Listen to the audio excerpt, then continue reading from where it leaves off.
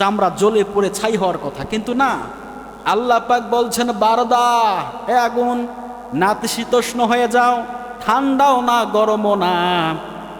বারদাও ওয়া সালামান আলা ইব্রাহিম, আমার বন্ধু, আমার বান্দা, আমার নবী ইব্রাহিমের জন্য নাতিশীতোষ্ণ হয়ে যাও, ঠান্ডাও না গরমও না, মাঝামাঝি পথ অবলম্বন করো আগুন। যখন ইব্রাহিম আলাইহিস সালাতু ওয়াস সালামকে নিক্ষেপ করা হয়, আগুনের মধ্যে নিক্ষেপ করেছে, হাজার হাজার মানুষ তাকিয়ে দেখে, হারে ইব্রাহিম এইভাবে ধ্বংস হয়ে গেল, ইব্রাহিম এইভাবে দুনিয়া থেকে বিদায় নিয়ে চলে গেল। কত কষ্টজনক ব্যাপার, দুঃখজনক একটা ব্যাপার। কিন্তু মানুষ তাকিয়ে তাকিয়ে দেখে ইব্রাহিম আলাইহিস সালাতু ওয়াস সালাম আরাম করে শুয়ে আছে, বসে আছে। ওই নমরুদের আগুন ইব্রাহিম নবীর একটা লোমও জ্বালাইতে পারে নাই, বলে আল্লাহু আকবার। কারণ হুকুম দিয়েছে আমার আল্লাহ, সালামান আলা ইব্রাহিম, আমার বন্ধু ইব্রাহিমের জন্য আগুন তুমি শীতল হয়ে যাও, বেশি ঠান্ডা হয়ে যেও না। বেশি ঠান্ডা হলে আমার বন্ধু ইব্রাহিম কষ্ট পাবে, জ্বর সর্দি লেগে যাবে।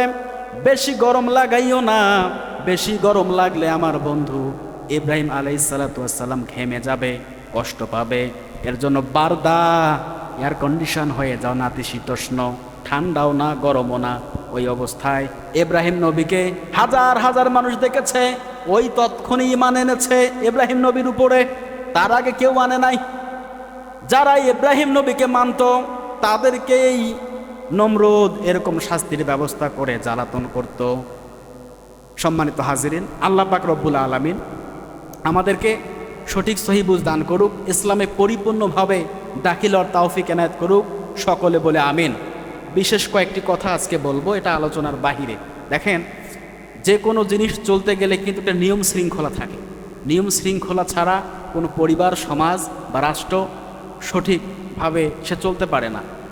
যেখানে নিয়ম নাই সেখানে বিশৃঙ্খলাই থাকে, ঠিক কিনা বলেন? এটা একটা মসজিদ ঘর, এই মসজিদ ঘর কার?